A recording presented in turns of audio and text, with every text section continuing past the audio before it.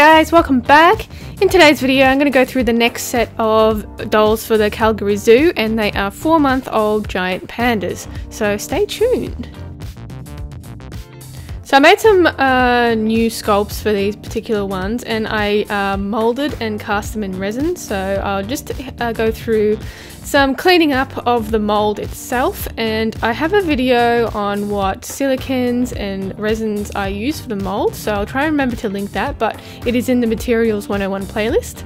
So I'm using some pinky silicon, which is obviously pink, and I've sculpted the panda parts. So I sculpted the head and 2 paws, which I then moulded in silicon, and then I will cast in resin.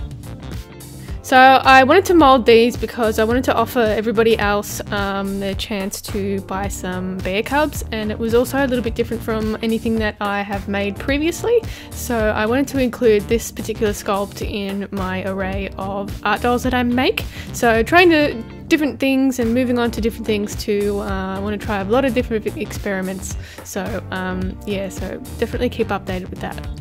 So I'm just going through and cleaning up the mould after I've pulled out that monster clay, and sometimes the little monster clay particles get stuck in the little details and stuff, so I just take a little brush and try and wipe out any stuck parts of the clay out of the little silicone bits, so that way it won't get cast in your resin.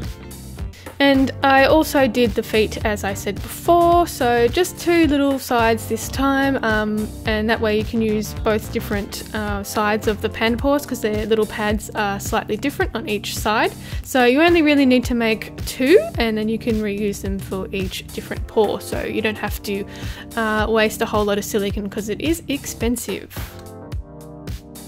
So moving on to the resin after it's been cast, and I did cast some glass eyes into the resin pieces, and I am thinking about doing a tutorial for that, but it won't be for a while, and it might just be available for Patreon users only, so but I'll keep everyone updated with that. So I'm just going ahead and painting in some of that black around the eye, just so I know where the fur should sit when I come to furring the face. And I'm using some water-based acrylic paint from the brand Chromacryl, but you can use any sort of acrylic paint that you have handy. You don't need to go out and buy that particular one. I'm also painting the nose and the mouth area in black because the panda noses are black. And if you watched my other panda making dolls, the 2-month-olds, they have little pink faces, so these ones have turned black. And also the good thing about painting the black around the eyes as well is so when you come to fur the eye area in that black fur, you won't have any peek through of white from the resin. So just a little tip when you're furring things to, if you have it a different colour, completely different colour, just paint it roughly the same colour and it will help blend in with the fur. And also the same deal with the paws, and as you can see I have cast these pieces in with ball and socket armature inside, and you can check out my Armature 101 video for any armature details on what I use, and I do plan on making a new one about like pros and cons of different armatures and stuff like that too. So once I've painted the paws in that Chromacryl paint, I'm going to go ahead and cut out some pieces of the fur. So I'm using this nice white fur that I seem to use with most of my art dolls. So I am running low, so I'll need to go and buy some again.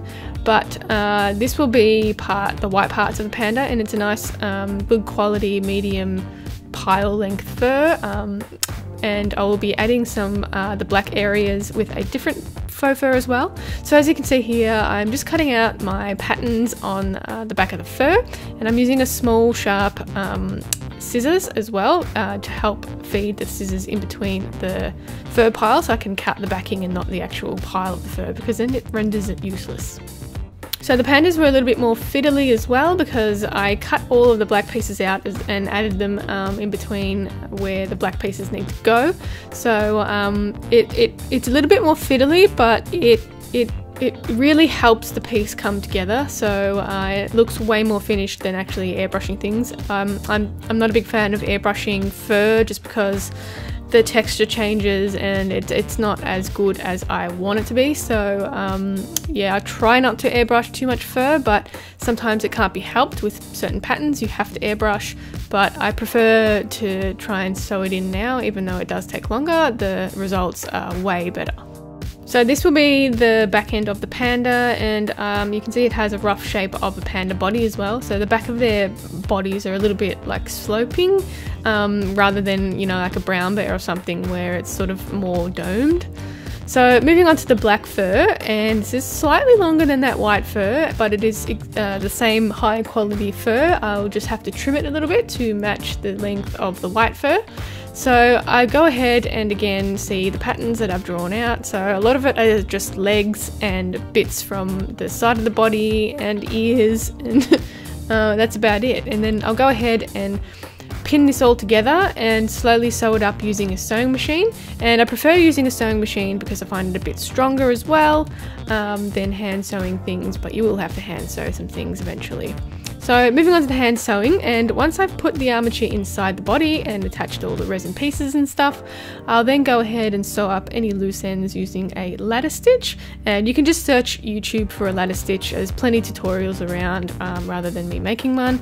But the idea is just to seamlessly close up the two ends, going back and forth with that thread.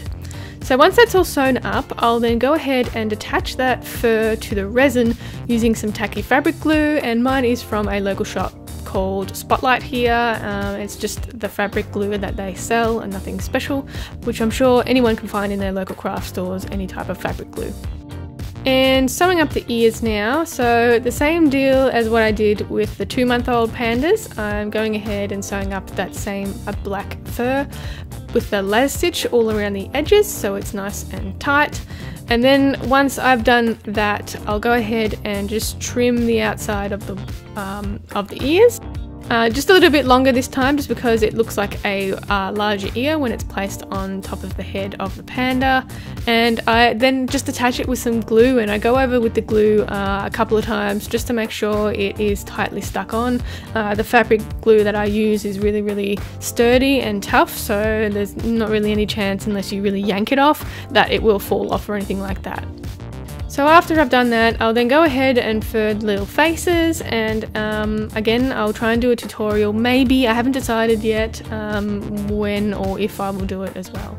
So here's the results of the 2 little pandas, and I have 2 more dolls to go, which are some red pandas. So definitely stay tuned for that one.